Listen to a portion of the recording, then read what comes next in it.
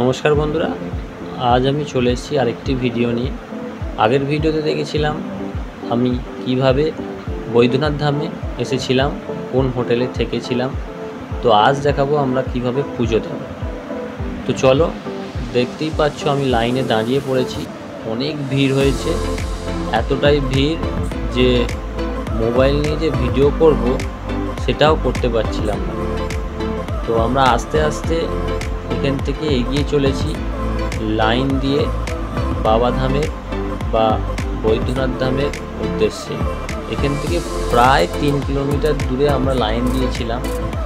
তারপরে একটি নতুন ওখানে সিস্টেম করেছে, একটি ঘর করেছিল, সেই ঘরের মধ্যে আমরা লাইন দিয়ে দাঁড়িয়েছিলাম। তারপরে আস্তে আস্তে মন্দিরের সামনে আমরা পৌঁছাই। আর মন্দিরের সামনে এত ভক্তের ভিড় ছিল, মানে বলার মতো নয়। প্রায় 10 থেকে 15 হাজার ভক্তের সমাগম হয়েছিল এই কৌশিকী অমাবস্যাতে, যার জন্য আমাদের টাইম লেগেছিল পুজো দিতে প্রায় 3.5 থেকে 4 ঘন্টা। আমরা লাইন দিয়েছিলাম 9:30টার সময় এবং আমাদের পুজো দেওয়া কমপ্লিট হয়েছিল প্রায় 3টের সময়। তারপর তোমরা দেখতেই পাচ্ছ আমরা বাইরে বেরিয়ে পুরো মন্দিরের প্রদক্ষিণ করেছিলাম। সবাই যেহেতু করছিল আমরাও করেছিলাম। আর তারপর প্রদক্ষিণ করে আমরা বেরিয়ে চলে আসি। আবার সন্ধে আরতি দেখার জন্য আমরা বৈকালে যাব বলে তাড়াতাড়ি বেরিয়ে চলে আসি। ওখানে তোমরা ভিআইপি লাইনও পেয়ে যাবে।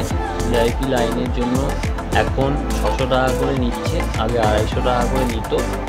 তো তোমাদের কোনো চিন্তা করার কোনো কারণ নেই। যদি দেখো অনেক বড় লাইন পড়েছে, তোমরা নিশ্চিন্তে 600 টাকার বিনিময়ে ভিআইপি লাইন দিয়ে লাইন দিতে পারো, তাতে কোনো অসুবিধা হবে না, তাড়াতাড়ি পুজো হয়ে যাবে। আর আমরা তারপরে সন্ধেবেলায় এসেছিলাম। সন্ধেবেলায় দেখতেই পাচ্ছ কত সুন্দর সন্ধ্যা আরতি হয় এখানে। প্রত্যেক দিন সন্ধ্যা আরতিতে তোমরা যোগদান দিতে পারো। তারপর আমরা কিছু ভিডিও করি, তারপর ওখান থেকে আমরা বেরিয়ে চলে আসি।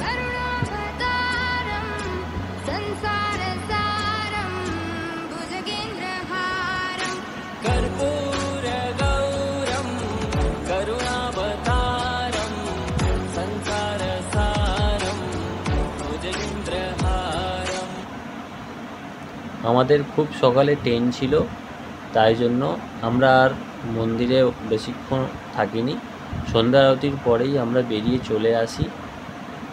আর রাত্রে খাওয়া দাওয়া করে শুয়ে পড়েছিলাম। পরের দিন সকালে আমাদের অনেক ভোরে ট্রেন ছিল, তাই আমরা এবার ট্রেনে উঠবো। পরের ভিডিওতে আবার কথা হচ্ছে। নমস্কার, ধন্যবাদ।